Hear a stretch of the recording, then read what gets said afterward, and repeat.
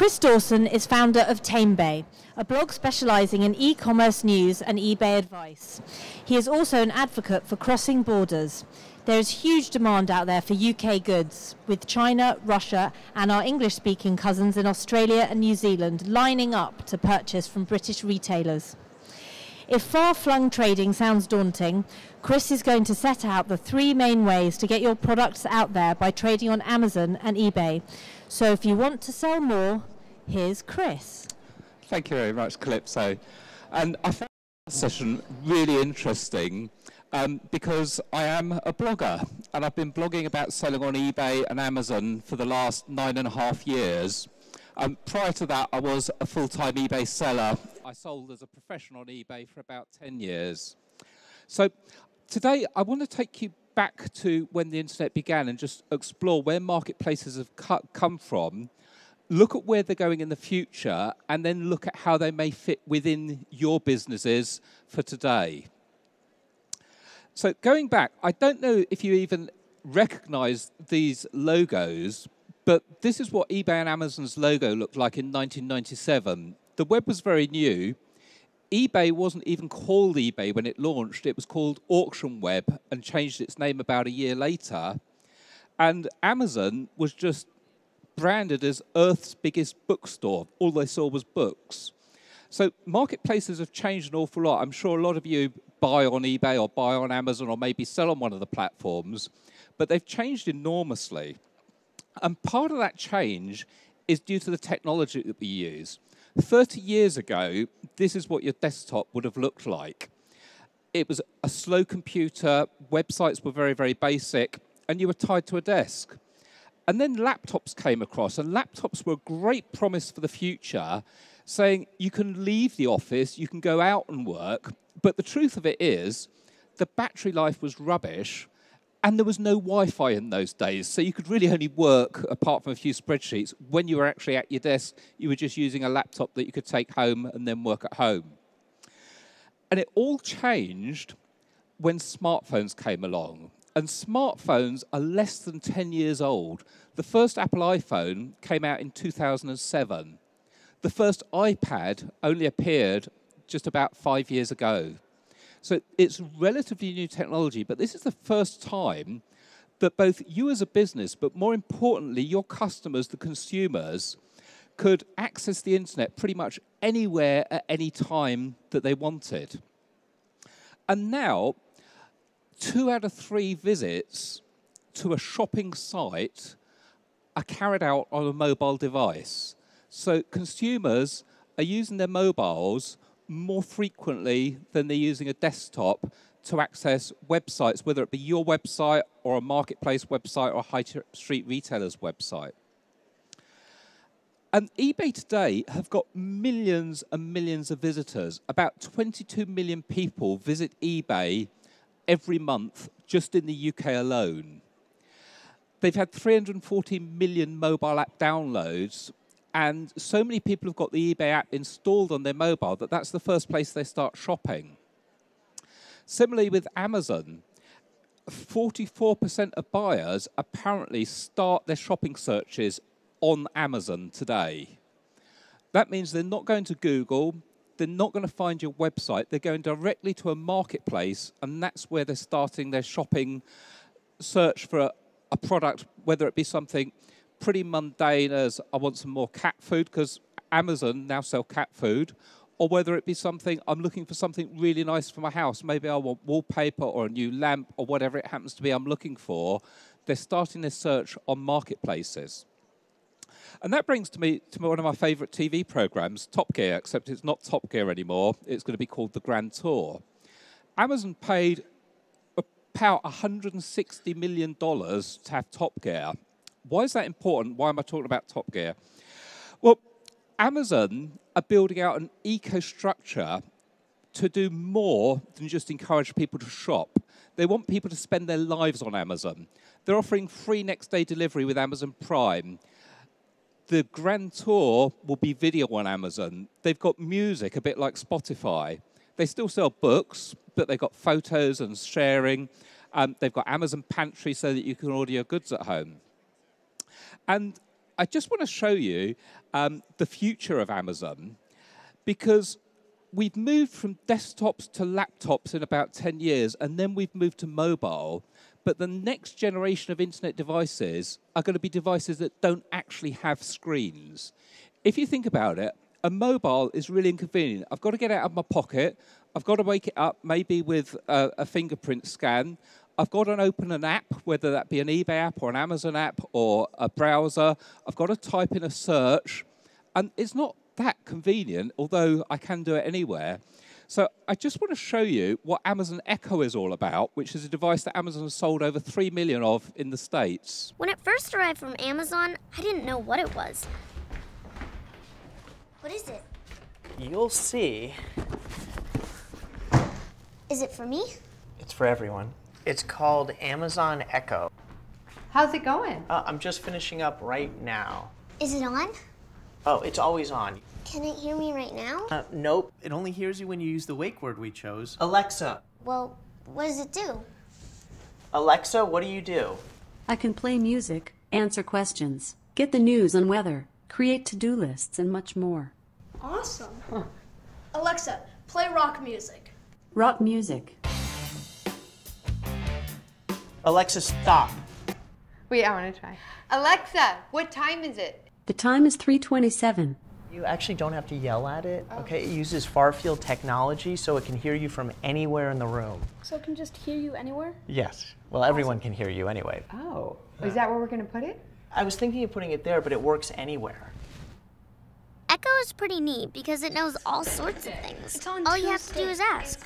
Alexa, how tall is Mount Everest? Mount Everest's height is 29,029 feet, 8,848 meters. How can it know so much? It's so small. It updates using the cloud. That's also how it gets its answers. Just read that off the box, huh? Dad really likes that Echo just plugs in, so we never have to charge it. Plus, Echo's really good at keeping track of things like shopping and to-do lists. Paper. Alexa, add wrapping paper to the shopping list. I've put wrapping paper on your shopping list. Alexa, how many teaspoons are in a tablespoon? 1 tablespoon equals 3 teaspoons. Okay. Alexa, set a timer for 8 minutes. 8 minutes, starting now. Dad's not a morning person, but Echo definitely helps him wake up. Alexa, alarm off. You gotta get up. It's Saturday. Alexa, what day is it? Today is Thursday, November 13th. I'm up.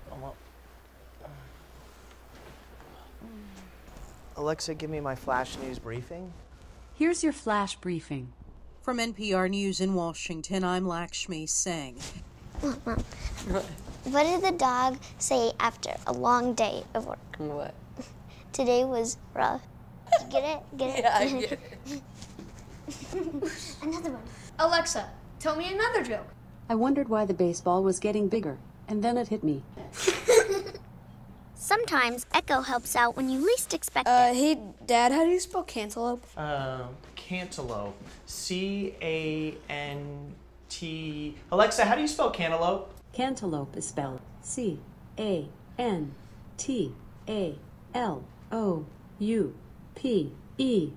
Good job. Echo loves to play music and knows a lot of songs, and they always sound great. Alexa, play my dance mix. The playlist dance. Alexa, stop. Alexa, define annoying. The term annoying means 1, causing irritation or annoyance. Example, my brother. And with the companion app, you can access Echo from anywhere.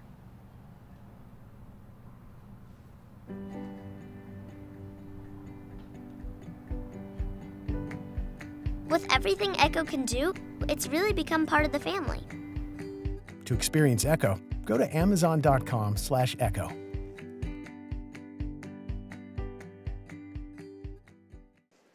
So that's Amazon Echo, and people are already using devices like this. If you think about the amount of wearable devices like Fitbit that are monitoring your heart rate, monitoring how much exercise you do, there are already internet devices out there without screens, and more in the future, we're going to be interacting with these devices, and we're going to be shopping on these devices.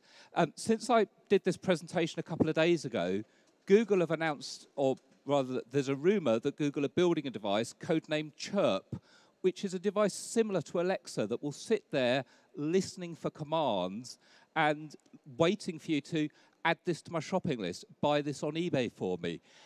As an independent retailer, it's going to be hard for us to get our products on these devices. We need to partner with marketplaces to do that. Doubtless, eBay will have an app on Google's device, but people like Microsoft and Sony will probably also build these devices. They've already got things like the Xbox and the PlayStation. How long before they make those products more interactive and we can start shopping on those channels as well? And buyers are wanting more than ever from us.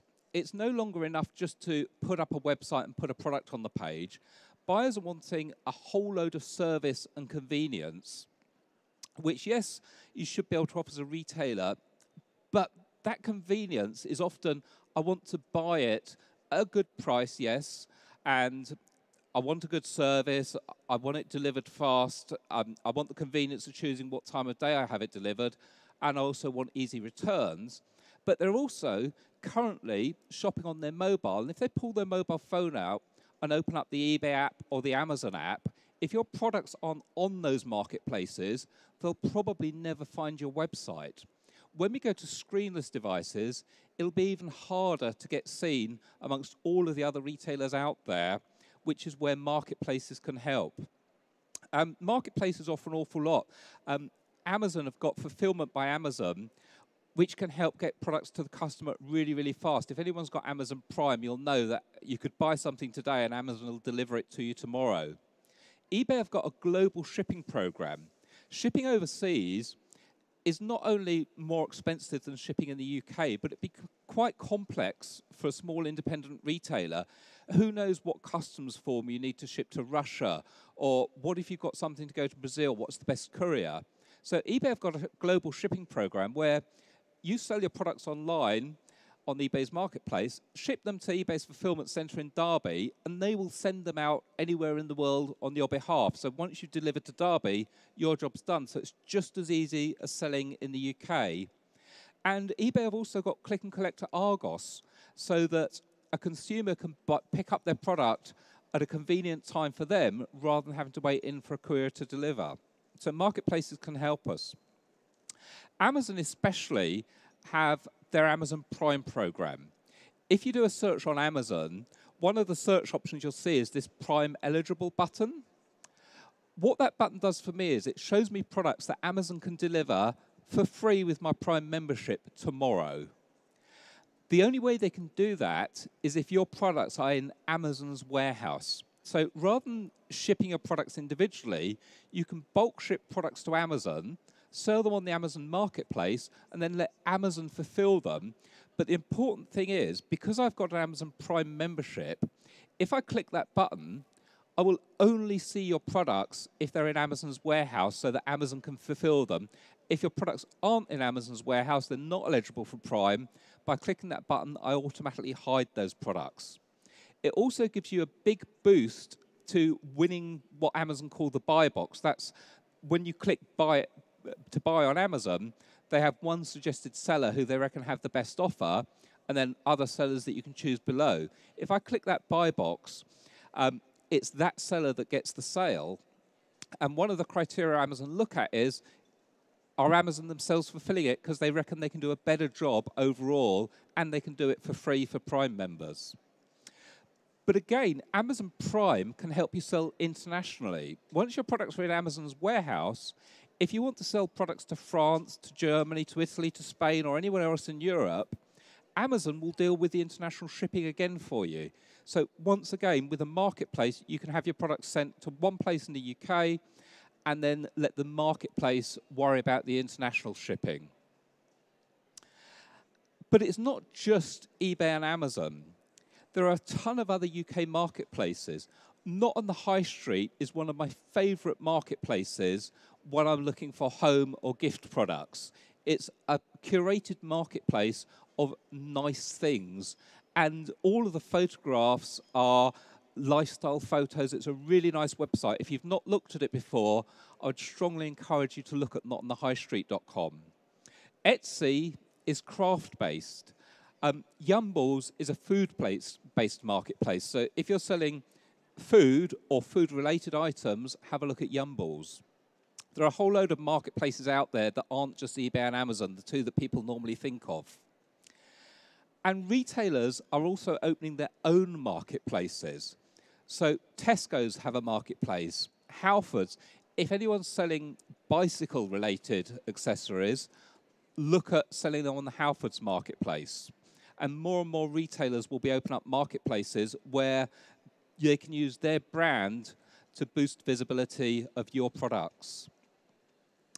And once you go out into Europe, eBay and Amazon really aren't as big as they are in the UK. In France, there's about 6 marketplaces you need to look at. Marketplaces like Fnac and Cdiscount and La Redoute.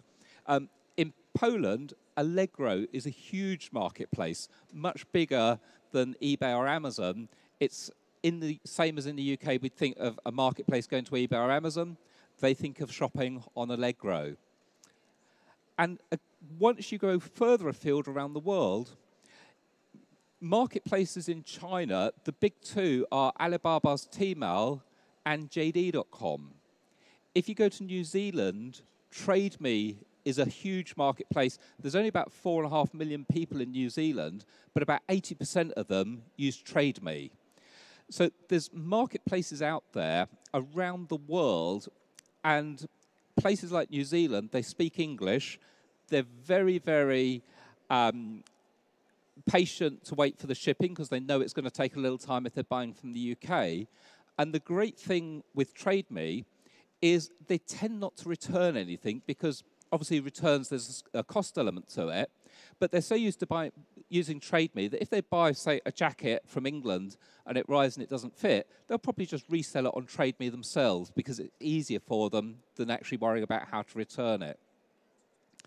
So I know that was very, very fast. I'm more than happy to answer any questions you've got. But I'm Chris Dawson. My website is tamebay.com, and Tamebay is a blog about marketplaces. So if you want to follow the news on what's happening with eBay and Amazon in the UK, with European marketplaces or around the world, please subscribe to Tamebay, and you can contact me at chris@tamebay. So thank you for your time.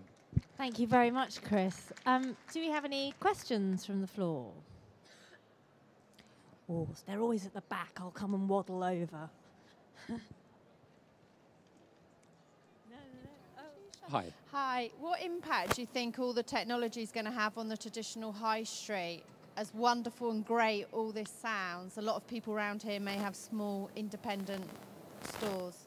And I have to say, I love small independent stores, and it distresses me when I go to the high street and I just see the same old big brands.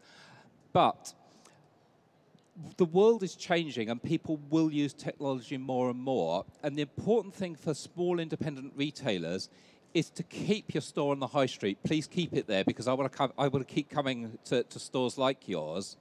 But also embrace the technology so that if I'm shopping on eBay or Amazon, I may find you on eBay or Amazon. I may actually live in your town and I may then come to your shop.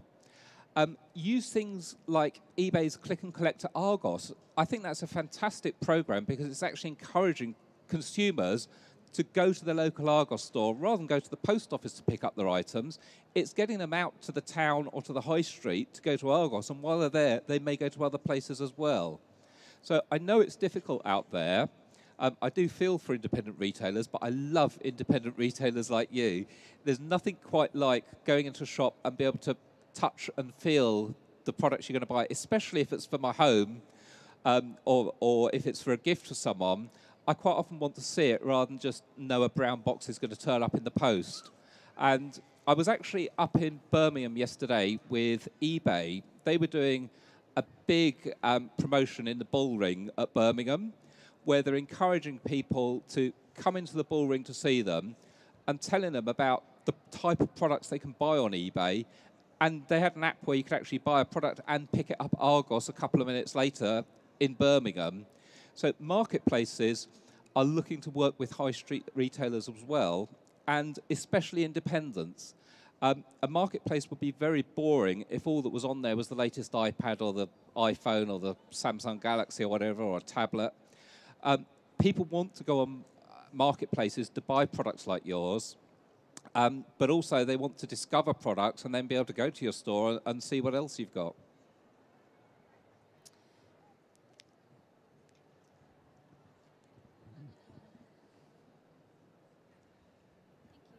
Hello. Hi. My question was, would you recommend just sticking with one, like just with Amazon or just with eBay, or would you recommend getting on as many platforms as possible that's relevant to the business? I would recommend going on as many platforms as possible because you never know where the consumer's going to go. It's like we're in London at Olympia today. I might go shopping at Hammersmith on my way home, but if you've only got a shop in Croydon, I won't find you. Some people love eBay. Can we have hands up? How many people here shop on eBay? So roughly about half. And how many shop on Amazon? About half again, but some different people. So if you're not on eBay and Amazon, you'll miss some of the people here. Other times, I might go looking for, it might be my sister's birthday, so I go to Not on the High Street because I'm specifically looking for a gift, and if you're not there, I won't find you. I might be looking for food on Yumbles. And especially when you go overseas, there are a lot more marketplaces. As I said, in France, there's about 6 marketplaces that you should consider. But it does get complicated the more you're on. So I would start with maybe eBay or Amazon and then add other marketplaces as you go along. But there is software that can help you. It's called multi-channel management software, and it can manage your stock across multiple marketplaces, so you can put all of your stock on eBay and Amazon and Not on the High Street, and each time something sells, it'll delete your stock and delete it off the other marketplaces to manage it for you.